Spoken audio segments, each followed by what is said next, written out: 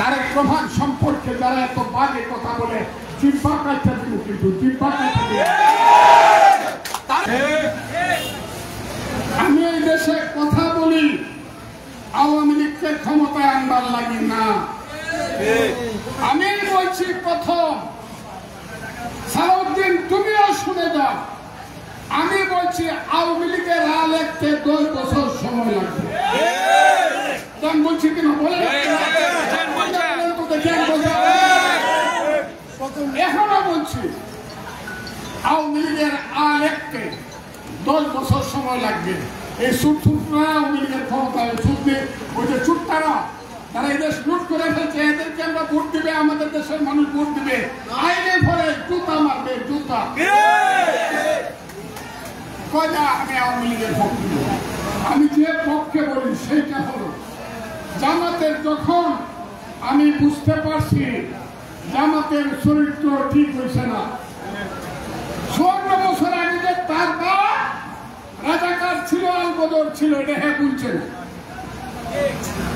যখন সে একটু সুযোগ পাইছে এমনি বলতেছে না না মুক্তিযুদ্ধ আসছিল, কারণ হের বাপ হাতে গাছ তুললে মুক্তিযুদ্ধরা মারি হয়েছিল, ওই ফলিককে লাইটাইয়া ফালাই দিয়া কুত্তার মতো মারছিল, একদম এটা মনে আছে। কাজেই তো মুক্তিযুদ্ধ হয়েছে না।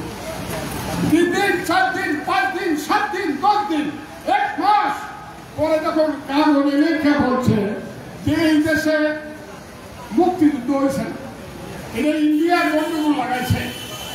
হ্যাঁ, আমার দেশের খ্রিস্টান তরফ করে গেছে, আমার দেশের এই ওয়ারলেসের পারে একদিনে 500 মানুষকে 36 এবং ডালারগাঁওয়ের 500 মানুষকে গুলি করে মারছে। কতটা ঠিক না বেটি? এরপর যে বলে মুক্তিযুদ্ধ হয় নাই এবং তাদের ছাত্র শিবির বলে তারা অস্ত্র হাতে যুদ্ধ করছিল, আল্লাহর কাছে মাপ চাওয়া লাগে। তখন আমি আর সহ্য করতে পারি নাই, কারণ আমি এই এলাকার মুক্তিযোদ্ধা কমান্ডার ছিলাম।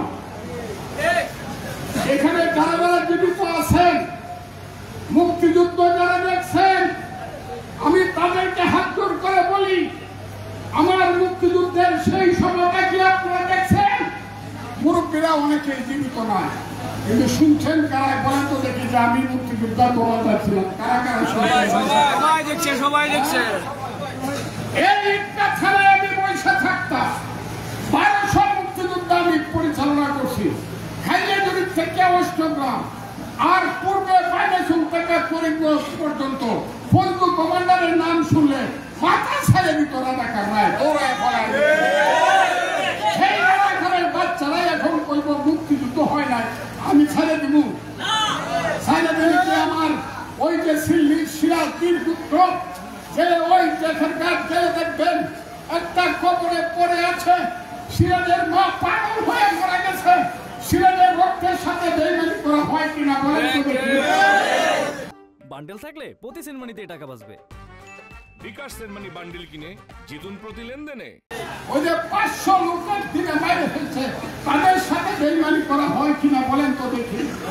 ওই যে আজমিরগঞ্জে জগৎজ্যোতি দাস, হায় বিখ্যাত মুক্তিযোদ্ধা, 15ই নভেম্বর যুদ্ধ করে পাকিস্তানিদের হাতে জল সুগার খাওয়ারের ভরা পণ্য, তার লাশটা টাঙ্গায় রাখলো 1 মাস, সুস্থ পচা পচা করছে মাটিতে। আমি যদি মুক্তিযুদ্ধের পক্ষে না দাঁড়াই, সেই সব শহীদদের সাথে বেইমানি হয় কিনা বলেন? সেই কারণে আমি বলছি, এই রাজাকারের বাচ্চারা খুব সাবধান। এখনো কিন্তু ফজলুর রহমান জীবিত আছে, এখনো কিন্তু মুক্তিযোদ্ধারা জীবিত আছে। প্রয়োজনে আবার যুদ্ধ হবে, কিন্তু ওই যে আবার পূর্বপুরুষের রক্ত দিয়ে যে দেশ স্বাধীন করছিলাম, সেই স্বাধীনতার মুক্তিযুদ্ধকে কোনোদিন আমি বাদ দিতে পারবো না, ভুলতে পারবো না। এটা ঠিক না বেটি? মুক্তিযুদ্ধ ঠিক না বেটি? মুক্তিযুদ্ধ ভালো না রাজাকার ভালো বলেন? ঠিক বিশ্বাস করেন? কেউ কি কয় আমার সিনেমা আমি রাজাকারের কমান্ডারের এই কথাটা কেউ? কিন্তু রিক্সা ভাই সেই ছেলেটা বলে, স্যার আমার আপনার ছিলেন না, আমার বাপ কিন্তু মুক্তিযুদ্ধ আসিল। তাইলে রাজাকারের চেয়ে মুক্তিযোদ্ধা ভালো, এটা কারা কারা বিশ্বাস করেন?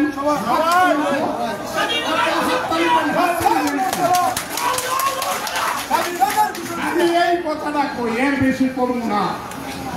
ওই যে 10 লাখ লোকের মিটিং করছে, 100 কোটি টাকা খরচ করছে, 100 কোটি জামাত ইসলাম। বাসের বেড়া হইলে বুঝে ভোট ভোট কর, ভোটের বেলায় বলা সিনা বেশ কেন, শয়তানি করস কেন? ভোটে না, ভোটে না আইসাই ইউনু সাহেব আমার, ওসি সাহেব আমার, ডিসি সাহেব আমার, সচিব সাহেব আমার, ব্যাংক আমার, বাণিজ্য আমার, ইউনিভার্সিটি আমার, হাসপাতাল আমার, সব দখল করে পয়সা আছো রাজাকারের বাচ্চারা। এটা ফজলুর রহমানকে মানতে হবে। It is better late than never. শেষেও যে বুঝতে পারছে দেশ কিন্তু বাচ্চা যাবে। আর তারেক রহমান, আমাদের নেতা তারেক রহমান একবার যদি আঙুলটা সুদা করে বলে, এই রে রাজাকারের বাচ্চারা, আমার বাপ কিন্তু মেজর জিয়া, যে মেজর জিয়া বলেছিল I do hereby declare the independence of Bangladesh, কথাটা ঠিক না বেঠিক? সেই মেজর জিয়া আমার বাপ সেক্টর কমান্ডার, ব্রিগেড কমান্ডার আমার বাপ মেজর জিয়া। আমি কিন্তু যারা মুক্তিযুদ্ধের বাইরে কথা বলবে তাদের সঙ্গে কোনো সম্পর্ক রাখবো না। 3 দিন পরে আইসা জামাতের হইতে বেটা শফিকুর রহমান, বলি আল্লাহ শফিকুর রহমান হাত জোর করে ফাই ধরে বিএনপির পায়ে পড়ে। এই যে এখন স্লোগান দিতেছি, জামাত শিবির রাজা কাক, জামাত শিবির রাজা কাক, এই যে স্লোগানটা দিতেছি না, কলকাতার মধ্যে লাগতেছে, বিএনপি তো দেখে গেছে না, এখন ফাও দেবো। এর আগে 7 দিন কালী স্লোগান দিছে, 1 দিন 1 2 3 4 দিছে না, গাছের ডালে কাওয়া বাজে কথা বলছে না, এগুলো আমার মুখে আছে।